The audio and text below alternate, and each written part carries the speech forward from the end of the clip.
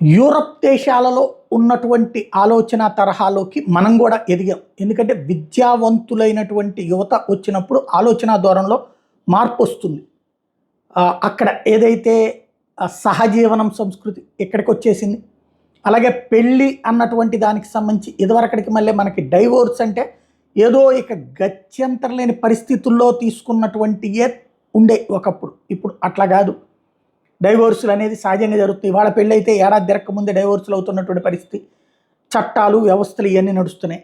అయితే పాకిస్తాన్లో ఇట్లా ఉండదు అనుకోవడానికి ఏం లేదట. పెళ్ళిళ్ళకి సంబంధించి 22 మిలియన్ల మంది పాకిస్తానీలు అక్కడ పెళ్ళిళ్ళు జరక్క వెయిట్ చేస్తున్నారు. అంటే పెళ్ళి కాని బ్యాచి అక్కడ కూడా యువతరం పెద్ద ఎత్తునే ఉంది. ఏంటంటే అమ్మాయిల ఆలోచనలకు అనుగుణంగా కోరికలు తీర్చే అబ్బాయిలు దొరక్క.